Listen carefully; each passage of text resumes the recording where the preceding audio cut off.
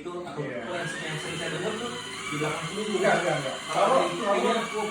Kalau di luar dari wajah itu enggak ada hitungan. Itu enggak, itu sih cuma dia housewife tales ya. Oh, oke. Yang begini kan enggak. Kita cuma dengar di luaran. Dari wajah aja itu yang dari wajah ya. Itu yang ada memberikan gambaran. Karena saya dengar kalau garis tangan sih dari kiri kanan lurus, katanya kalau ketemu orang tuh nggak boleh maksudnya. Iya, karena istilahnya dia punya power itu lebih kuat. Jadi kalau dia pukul kita lebih sakit. Oh iya. Jadi garisnya lurus dari kiri ke kanan. Bentuk M ya. Kan kadang suka ada bentuk M tuh. Katanya kalau pukul tuh pedas. Enggak. Kalau yang lurus itu kalau ini yang lurus itu bukan kiri kanan. Tapi juga katanya ada yang pernah bilang kalau tangannya lurus biasanya itu dia bagus jadi dokter secara profesi. Saya dengar gitu katanya kalau dokter umumnya katanya tangannya gitu, tapi nggak tahu ya, jangan buat saya gitu. Tapi ada dengar gitu. Pasti nggak boleh deket, nanti nggak boleh deket. Nggak bisa operasi orang. Iya. Nah dan juga kan kalau dari hidung, biasanya muka nih. Orang kan bilang hidung, ada hidungnya kelihatan, hidung bakso. Hidung kitchen. Enggak, jadi gini, ini juga banyak misconception ya. Jadi semua itu jangan lari dari istilahnya balancing.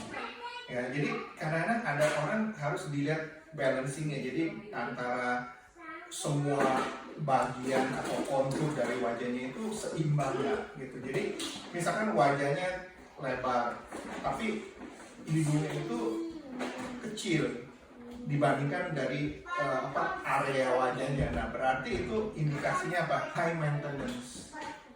Jadi orangnya high maintenance, kamu ngerti nggak? Ya, jadi belum tentu, tapi jangan dikaitkan dengan hoki, nggak ada urusan. Terus kemudian dari dia punya hidung dengan ukuran square meter wajahnya itu over, jadi imbalance, lebih gede.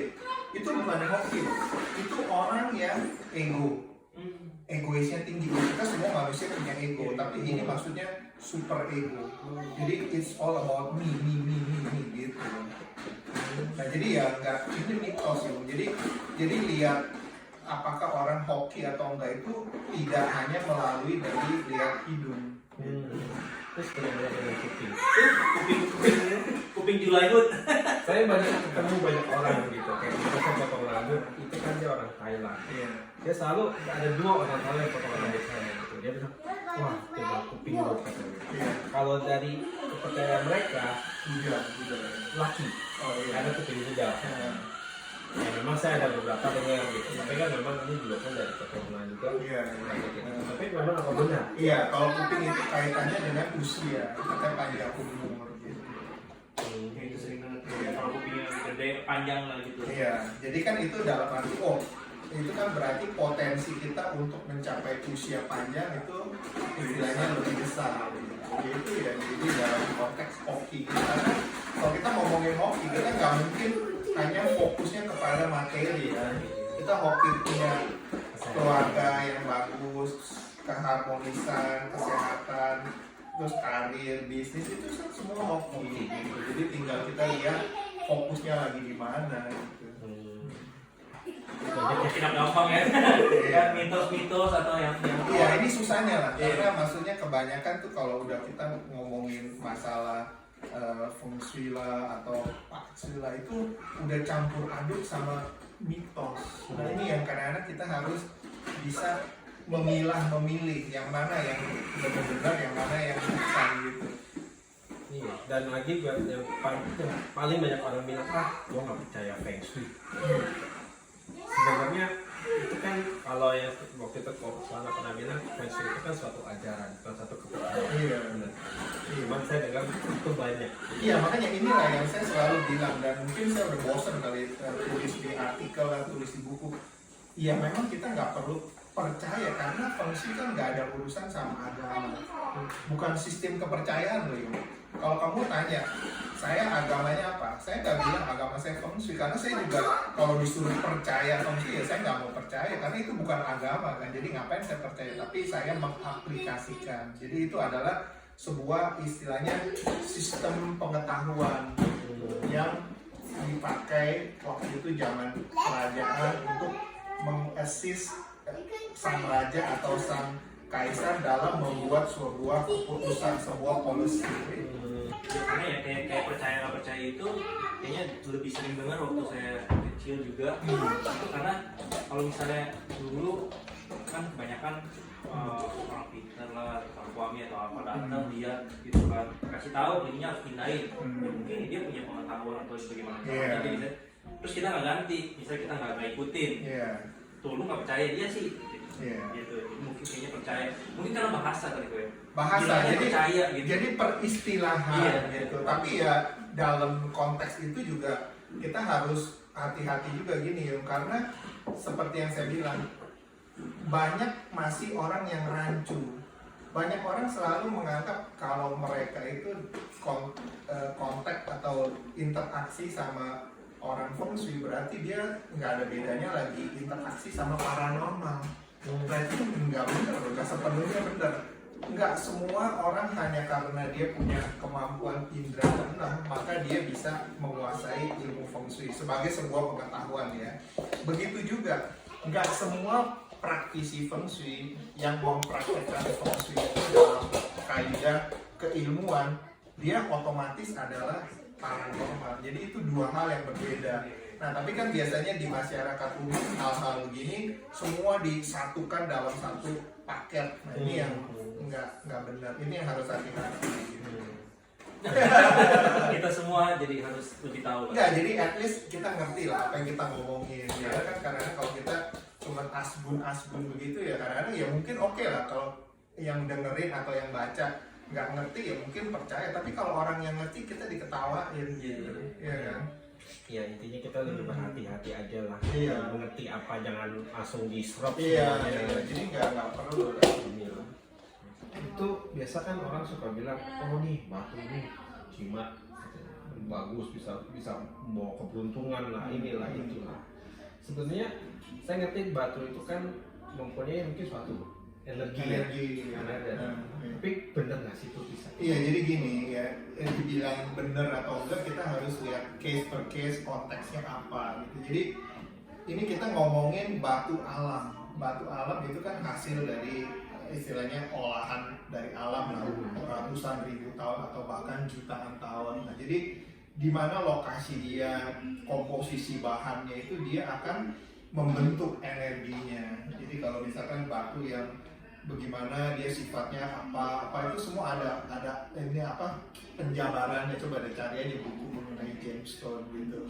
Tapi apakah dia bisa membantu kita itu sampai bikin hoki apa segala itu enggak ya, kalau kita ngomong jujur enggak. Jadi biasanya kita kekurangan energi apa, nah kita biasanya pakai energinya itu dari si batu itu. Tapi kalau dia benar-benar sebagai 100% istilahnya yang bikin kita seperti yang kita harapkan itu nggak mungkin, itu dia hanyalah alat bantu. Iya enggak, soalnya waktu itu kan saya pernah nih foto aura tuh di Mangga 2. Nah pas foto aura itu kan di foto kalau saya itu memang aura saya violet, indigo, bercampur dengan merah yang berarti itu emosi besar. Nah makanya saya dikasih nih satu ini nih. Coba boleh lihat. Iya. Dan ini katanya tuh misalnya harus di purify seminggu sekali dengan garam laut, sea salt direndam semalaman, terus habis itu dijemur dengan matahari. Waduh, jangan sampai hilang aja pasti gitu. Iya, dijemur dengan matahari lebih 10 menit. Jadi itu kan menerima, apalagi kalau kita misalkan pergi ke yang daerah-daerah yang ada waterfall, ke waterfall yang jadi airnya secara itu natural. Nah itu kata direndam di situ, ini supaya purify kembali. Ini kalau nggak salah ini bukannya batu kali, ini dia serpihan batu ya yang diisi ya. Atau sepertinya. Iya. Jadi itu bisa bantu untuk menetralisir punya aura. Jadi nggak itu. Tapi ya dibilang mau dipercaya nggak percaya, tapi memang itu bisa kayak membantu gitu. Jadi nggak terlalu emosi, lebih tenang atau apa. Nah itu juga dalam hal yang tadi kamu bilang ya, maksudnya dia membantu itu harus kamu juga bisa istilahnya lihat ini benar-benar dia dari si benda ini yang membantu kita, atau kamu punya sugesti, kamu punya istilahnya psikologis, feeling, jadi merasa tenang. Iya, merasa sih, maksudnya bukannya kita mempercayai itu 100% ya gitu, tapi saya merasa memang kalau benar-benar udah di-purify gitu, maka itu dipakai lagi rasanya memang lebih tenang. Oh, lebih tenang. Lebih tenang. Jadi kalau misalkan kayak nggak usah jauh lah, kita di Indo nyetir mobil gitu kan kadang kan udah panas, warnanya kayak gitu, emosi gitu. Tapi dengan ini kayaknya saya masih ya udahlah legowo gitu, kayaknya nggak terlalu ini. Makanya saya nggak tahu benar-benar berfungsi 100% atau itu hanya sugesti saja. Nah, jadi gini, kalau dari yang tadi saya rasakan ya, jadi ini sebenarnya gampang. Kamu misalkan dikasih satu objek, kamu taruh di telapak kiri, di bagian tengah-tengah sini. Jadi kamu taruh. Nah, terus udah gini, kamu jangan sampai kayak diremeskin, kamu tutupnya soft aja. Nah, nanti kamu rasain.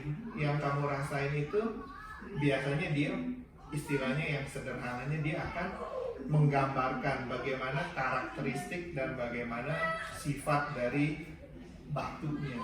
Bisa kelihatan secara... Jadi kamu bisa rasain kalau dia itu istilahnya sifatnya panas, sifatnya berangasan, ya kamu langsung berasanya kenceng.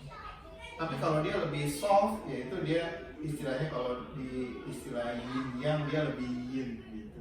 Tapi kalau kamu misalkan di sini begitu pegang rasanya udah ada kayak gatel-gatel atau apa, itu jangan, itu berarti nggak cocok, atau bisa juga dalam arti itu kotor, istilahnya barang kotor, jadi jangan dipakai. Kalau dari yang ini yin, ini soft, soft ya. Jadi memang ada pengaruhnya juga. Iya. Nah, terus kalau misalkan kayak batu orang tuh batu cincin, tesi itu apa banyak gitu. Nah, kadang kita juga suka demen kan kayak beli sapi, buat apa buat cincin. Itu ada nggak sih punya? Iya, tadi yang saya bilang itu masing-masing batu ada kriterianya, dia tuh sifatnya bagaimana, dia karakteristiknya bagaimana. Kan kalau dibilang jade atau giok itu ya soft kan, ya itulah. Tapi dengar-dengar jade atau giok itu kan dingin ya? Dingin, iya. Kayak yin ya? Yin. Nah, ini juga untuk pemakaian, terutama kalau yang dalam bentuk cincin ya harus di bagian kiri. Karena bagian kiri itu dalam human body itu adalah bagian dari yang dia lebih cepat menyerap energi dari sebuah objek ketimbang dari sini. Nah, kenapa disebut yin dan yang? Karena di sini kan jantung kita. Jadi itulah ada movement, ada pergerakan. Jadi kalau misalkan kamu, misalkan dari orang tua kamu atau dari siapa lah dikasih cincin, ya kamu pakainya jangan salah. Kalau kamu pakai di sini berarti kamu kurang tepat. Harus di sebelah kiri. Ini banyak orang mungkin nggak perhatiin atau mungkin juga memang nggak ngerti. Kalau kayak gelang? Kalau gelang ini kan dia nggak ada purpose apa-apa. Ini kan bukannya batu kan. Gitu. Makanya kalau orang-orang tua zaman dulu yang ngerti, dia pakai gelang giok itu selalu di tangan kiri. Iya. Orang yang nggak ngerti dia malah salah di kiri, di kanan gitu. Itu juga apply bukan hanya untuk batu. Untuk kayak misalkan kan ada orang dari batu-batuan apa, kayu-kayuan apa, jenis kayu apa, itu kan katanya ada fungsinya apa, ya harus di sebelah kiri gitu. Bagaimana kalau ini? Ya ini juga cocok karena dekat sama jantung, kan dipakai adanya di sini. Udah jelas ya? Jelas. Berarti dengan kayak diamond pun sama ya? Sama, Kiri. tangan kiri gitu. Ya. Iya, banyak. Kalau diamond itu dia hilang.